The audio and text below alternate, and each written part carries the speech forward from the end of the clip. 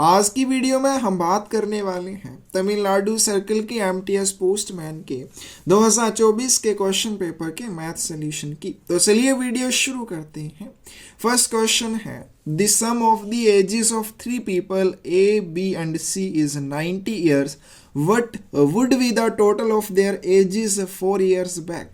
3 व्यक्ति हैं A B और सी, उनकी आयु का योग 90 वर्ष है। 4 वर्ष पहले उनकी आयु का योग क्या था। तो हमें क्या दिया हुआ है, 3 व्यक्ति हैं ए प्लस बी प्लस सी, इनकी जो एज है वर्तमान में कितनी है, 90 वर्ष है। हमें क्या बताना है, 4 वर्ष पहले इनकी टोटल एज कितनी थी। तो 4 वर्ष पहले चलेंगे, 4 साल इसकी एज कम हो जाएगी, 4 वर्ष इसकी एज कम हो जाएगी और 4 वर्ष इसकी एज कम हो जाएगी। तो टोटल कितनी एज कम करनी पड़ेगी, 12 वर्ष कम करनी पड़ेगी। तो 4 वर्ष पहले इन तीनों की एज कितनी हो जाएगी, 90 minus 12 which is equal to 78 years. तो 4 वर्ष पहले इनकी एज का योग 78 ईयर्स था। बी ऑप्शन करेक्ट आ जाएगी। Cost of a pineapple is ₹7 each, whereas a watermelon will cost ₹5 each. A man spends a total of ₹38 on their fruits. On these fruits, the number of pineapples that he purchased were. एक अनानास की कीमत ₹7 प्रति है, जबकि एक तरबूज की कीमत ₹5 प्रति है। अमन ने इन फलों पर कुल ₹38 खर्च किए। उसने जितने अनानास खरीदे उनकी संख्या क्या थी। जब भी आपके पास इस तरह का क्वेश्चन आएगा, हम मान लेंगे लेट नंबर ऑफ पाइनएप्पल्स की, जो पाइनएप्पल है उनकी संख्या कितनी है x, and number of watermelon की संख्या को मान लेंगे 22 की। जो वाटरमेलन या तरबूज है उनकी संख्या 22 है, पाइनएप्पल की संख्या कितनी है x। अब हम इसको कैसे लिखेंगे, ₹7 प्रति पाइनएप्पल है तो 7x प्लस 22 किसको माना हुआ है, वाटरमेलन को, और एक वाटरमेलन की कीमत ₹5 है तो 5/22 इज इक्वल टू टोटल कितने पैसे खर्च करते हैं, ₹38 खर्च करते हैं। जिसकी हमें संख्या पूछी हुई है उसको हमने दूसरी साइड लेके चले जाना है। जैसे यहाँ पे पूछा गया है number of pineapples that he purchased were, हमें क्या बताना है, अनानास की संख्या बतानी है जितने अनानास उसने खरीदे। तो अनानास को हमने क्या माना हुआ है, पाइनएप्पल को हमने x माना हुआ है। x वाली वैल्यू को हमने दूसरी तरफ लेके चले जाना है। ठीक है, तो कैसे आ जाएगा, यहाँ पे क्या रहेगा, 5/22 इज इक्वल टू क्या आएगा, 38 माइनस 7x, और यहाँ पे 22 की वैल्यू क्या बच जाएगी, 38 माइनस 7x, और डिवाइड में क्या आ जाएगा, 5 आ जाएगा। क्या आएगा हमारे पास, 38 माइनस 7x डिवाइड में 5 आ जाएगा। अब हमें x की ऐसी वैल्यू पुट करनी है जिसको पुट करने के बाद ये 5 से डिवाइड हो जाए। तो ऑप्शंस के अकॉर्डिंग हम पुट करना शुरू करेंगे। सबसे पहले 2 यहाँ पर पुट करके देखेंगे, तो 2 अगर पुट करेंगे 7 दूनी 14 हो जाएंगे, 38 माइनस 14, 8 में से 4 चले जाएंगे, 4 रह जाएंगे, 3 में से 1 चला जाएगा तो 24 आगे, 24 5 से डिवाइड नहीं होते हैं तो ये नहीं आएगा, पहली ऑप्शन नहीं होगी। फिर 3 यहाँ पे पुट करके देखेंगे, 3 पुट करेंगे तो 7 गुना 3 21 आ जाएंगे, 38 माइनस 21 कितने बच जाएंगे, 8 में से 1 चला गया 7, 3 में से 2 चले गए 1 17, ये भी 5 से डिवाइड नहीं होंगे। फिर हमारे पास आ जाते हैं 4। अब यहाँ पे अगर हम 4 पुट करेंगे 7 चौके 28 क्या आ जाएगा, 38 माइनस 28 आ जाएगा, डिवाइड में 5 आ जाएगा, 10/5, 5 दूनी 10, ये पूरी तरह से कैंसिल हो जाता है। तो x की वैल्यू यहाँ पे क्या आ जाएगी, x की वैल्यू यहाँ पे आ जाएगी 4। कौन सी ऑप्शन करेक्ट आ जाएगी, सी ऑप्शन करेक्ट आ जाएगी। तो इस तरह के क्वेश्चन को आप कैसे करेंगे, तो आपने यहाँ पे मान लेना है कि जो पाइनएप्पल आप खरीद सकते हैं उनकी संख्या x है, और जो वाटरमेलन आप खरीद सकते हैं उनकी संख्या 22 है। फिर ₹7 प्रति आपके पास पाइनएप्पल का प्राइस है, वाटरमेलन की प्राइस की बात करें ₹5 है, तो 7x plus 5/22 is equal to total आपके पास 38 28 रुपीज़ है। तो इस तरह से इक्वेशन में लिखेंगे। अब जो आपसे पूछा गया है, जैसे x की वैल्यू आपने निकालनी है तो x को आपने दूसरी साइड लेके चला जाना है और दूसरी जो इक्वेशन होगी यानी कि बाई वाली उसको इसी साइड रहने देना। अगर बाई के बारे में पूछा x दूसरी साइड लेके जाएंगे और ऐसी वैल्यू पुट करनी है जिससे पूरी तरह से ये डिवाइड होकर एक आ जाए, तो वही आपका आंसर हो जाएगा। सी ऑप्शन इसका करेक्ट आंसर होगा। Marked price of a product is rupees 240 and a 25% discount is provided on it. Find the selling price. किसी वस्तु का अंकित मूल्य 240 रुपये है तथा उस पर 25% की छूट दी जा रही है। विक्रय मूल्य ज्ञात कीजिए। नो मार्क्ड प्राइस की बात करें कितना है, 240 रुपये है। डिस्काउंट की बात करें, डिस्काउंट है 25% का। हमें क्या निकालना है, सेलिंग प्राइस। तो सेलिंग प्राइस क्या होता है, मार्क्ड प्राइस माइनस उसके ऊपर कितना डिस्काउंट दिया जा रहा है। तो मार्क्ड प्राइस की बात करें 240 रुपये, डिस्काउंट 25% है तो 25% ऑफ 240 आ जाएगा। 240 माइनस क्या आएगा, 25 डिवाइड में 100 मल्टीप्लाई 240 हो जाएगा। 25 चौके 100, 4 छिके 24, 60 हो जाएगा। 240 माइनस 60 कितने हो जाएंगे, 180 हो जाएंगे। 43 की आपके पास सी ऑप्शन करेक्ट हो जाएगी।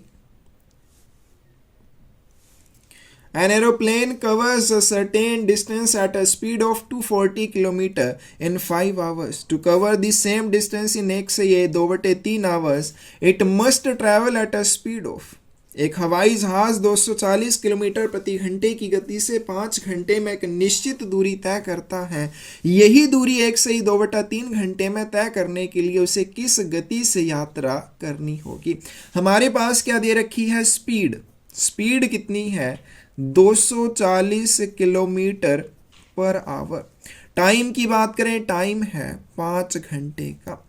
अब यहाँ पे देखिए डिस्टेंस कितना आ जाएगा, ये फर्स्ट कंडीशन है। हमें यहाँ पे डिस्टेंस फाइंड आउट करना है। तो डिस्टेंस क्या होता है, स्पीड मल्टीप्लाई टाइम।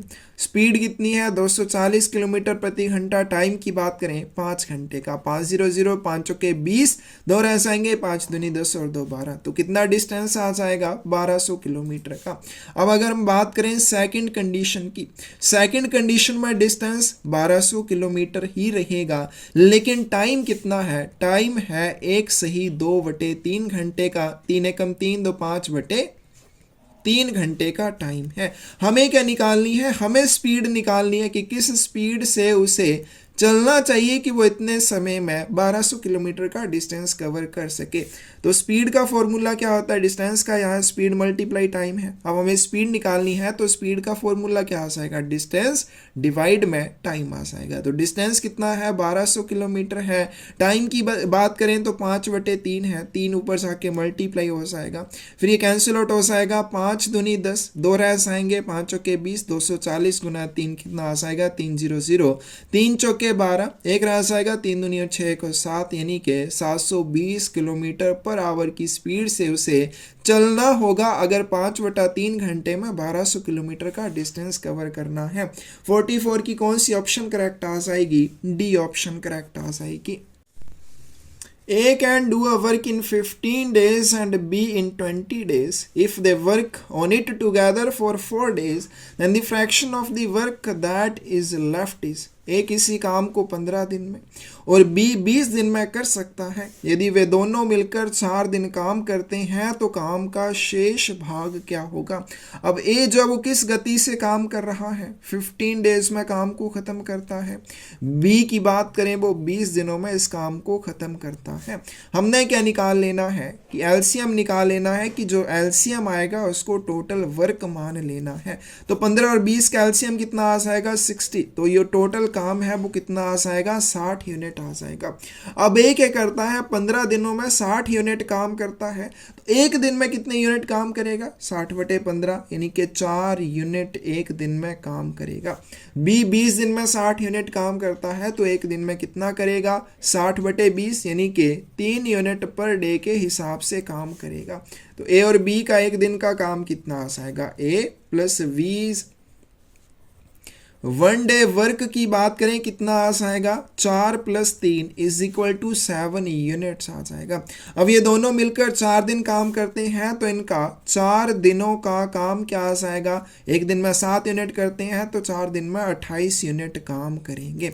अब टोटल काम था 60 यूनिट, इन्होंने 28 यूनिट काम कर दिया। हमें क्या बताना है, then the fraction of work that is left, हमें बचे हुए काम की फ्रैक्शन निकालनी है। तो कितना काम बच जाता है, रिमेनिंग वर्क की बात करें तो 60 यूनिट टोटल था, उसमें से 28 यूनिट इन्होंने कर दिया। कितनी बच जाएगी, तो 10 में से 8 चले जाएंगे 2, यहाँ पे रह जाएंगे 5 में से 2 चले जाएंगे 3।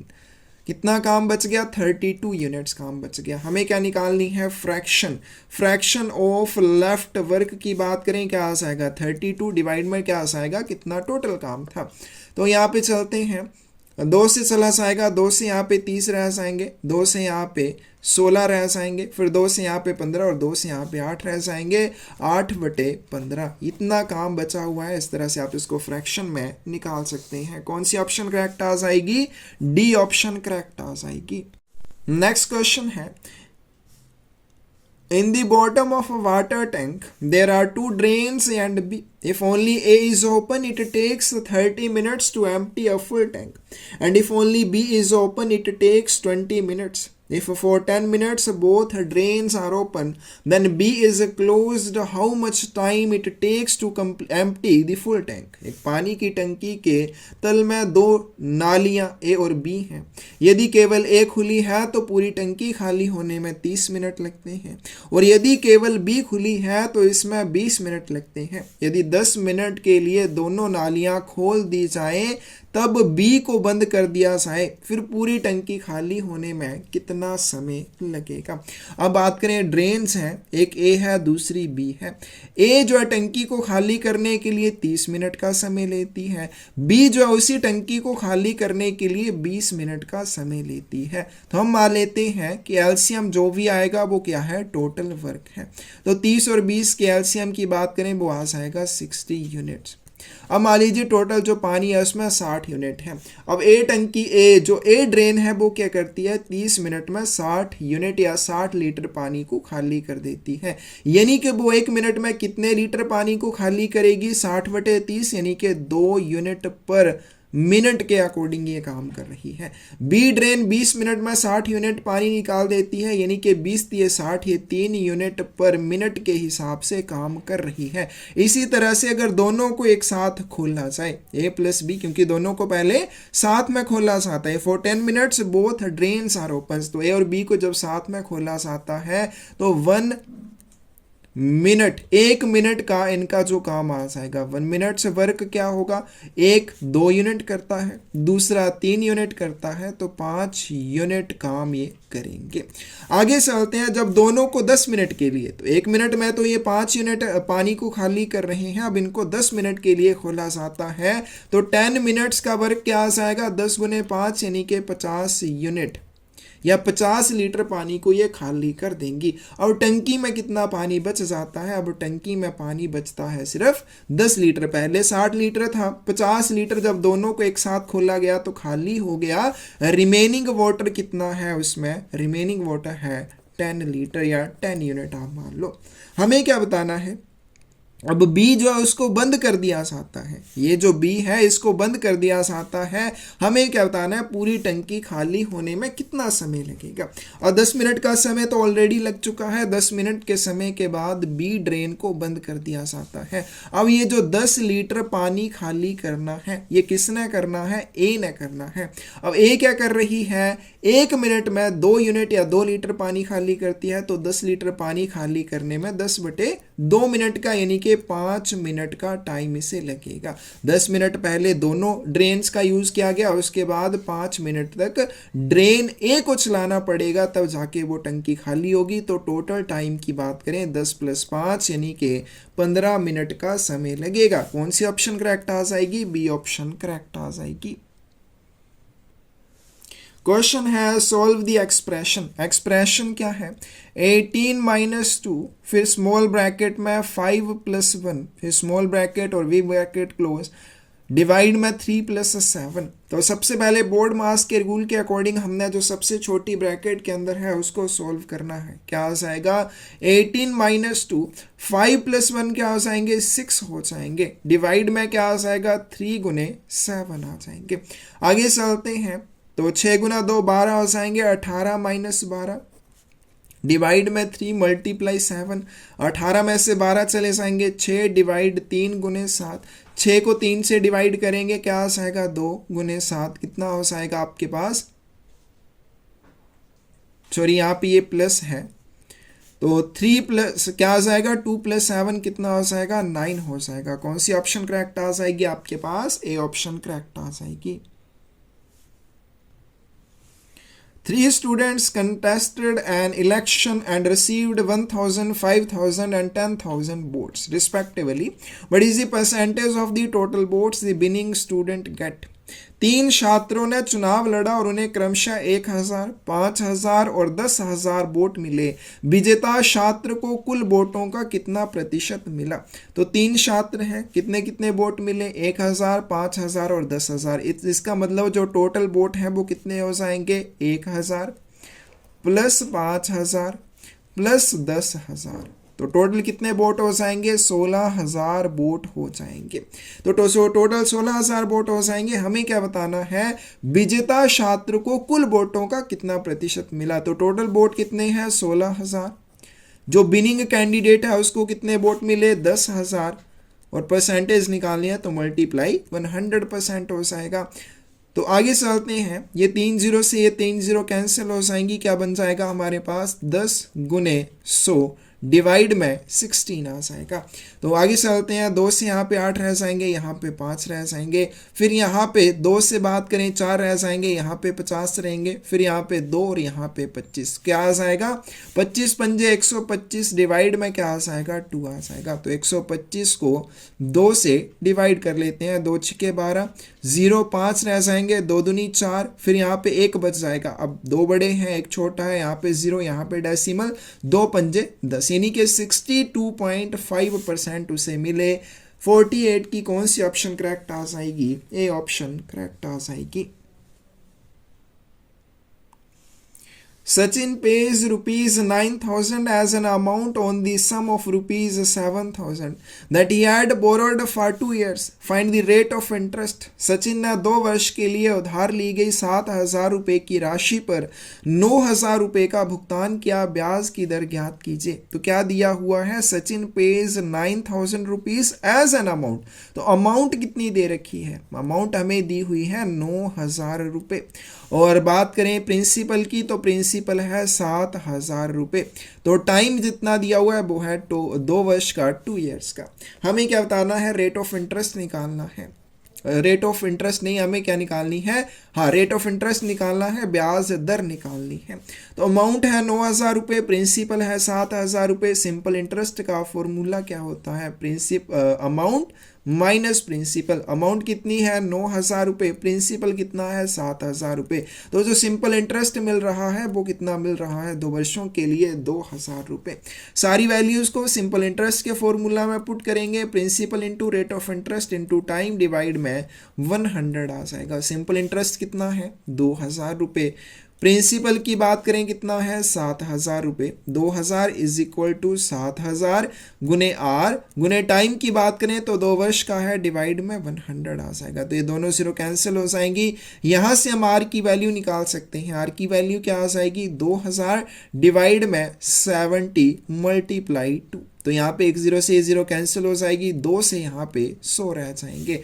तो 100 को 7 से डिवाइड कर लेंगे तो 7 एकम 7, 3 रह जाएंगे। आगे चलते हैं, 0 आ जाएगी, 7 चौके 28, ठीक है। तो हमारे पास 14 आ गए। इसका मतलब ऑप्शन में देखिए बी में ही सिर्फ 14 है। आगे हम कर सकते हैं लेकिन ज़रूरी नहीं है, लेकिन करना चाहें तो कर सकते हैं। 7 चौके 28, 2 रह जाएंगे। अब 2 छोटे हैं 7 बड़े हैं, यहाँ पे 0, यहाँ पे डेसिमल लगाएंगे, 7 दूनी 14 आ जाएंगे। फिर यहाँ पे 6 बच जाएंगे, 60 बनेंगे। उसी तरह से आगे चलता जाएगा। तो 14.29% इसकी सही ऑप्शन हो जाएगी। लास्ट क्वेश्चन है आज की वीडियो का। If 45 students can consume a stock of food in 22 days, Then for how many days the same stock of food will last for 27 students? Option इसमें गलत दे रखी हैं, लेकिन इस तरह के क्वेश्चन को हम कैसे कर सकते हैं, m1d1 upon w1 is equal to m2d2 divide में w2, इस तरह के फॉर्मूला का यूज करके हम कर सकते हैं। पहली कंडीशन में m क्या आ जाएगा, 45 स्टूडेंट आ जाएंगे। d1 की बात करें 22 डेज में ये खाना खत्म करेंगे। दूसरी कंडीशन में हमारे पास 27 स्टूडेंट हैं, हम यहाँ पे d2 फाइंड आउट कर सकते हैं कितने दिनों तक वो 27 स्टूडेंट्स उस फूड का यूज कर सकते हैं। तो d2 क्या आ जाएगा, 45 मल्टीप्लाई 22 डिवाइड में 27 आ जाएगा। तो इसको सॉल्व करके हमारा आंसर निकल जाएगा। तो ये था हमारे पास तमिलनाडु सर्कल का एमटीएस पोस्टमैन का 2024 का क्वेश्चन पेपर, उसके मैथ के क्वेश्चन। किसी भी क्वेश्चन में डाउट हो कमेंट सेक्शन में आप पूछ सकते हैं। पोस्टल एग्जाम से रिलेटेड कोई भी बुक चाहिए, डिस्क्रिप्शन में साइट का लिंक मिल जाएगा, वहां से आप परचेज कर सकते हैं। इसके अलावा हमने एक पहल की है पर्यावरण को बचाने के लिए पौधे लगाने की। अगर उस अभियान में आप हमारे साथ जुड़ना चाहते हैं, उसके लिए भी डिस्क्रिप्शन में चैनल का आपको लिंक मिल जाएगा, उसको ज्वाइन करके आप हमारे साथ जुड़ सकते हैं। वो ज़्यादा से ज़्यादा पौधे लगाने के लिए हमें भी मोटिवेट कर सकते हैं। धन्यवाद।